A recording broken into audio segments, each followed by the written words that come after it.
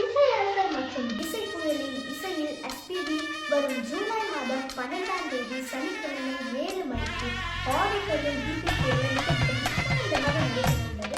அதுல நான் மட்டும் இல்லை, நிறைய மலேசியன் கலைஞர்களும் ஆட போறாங்க. மேல் விவரங்களுக்கு கீழே தெரிய டிஸ்கிரிப்ஷனை ஃபாலோ பண்ணிக்கோங்க. எங்களுக்கு ஆதரவு கொடுக்கணும்னு கேட்டுக்கிறேன். நன்றி, வணக்கம்.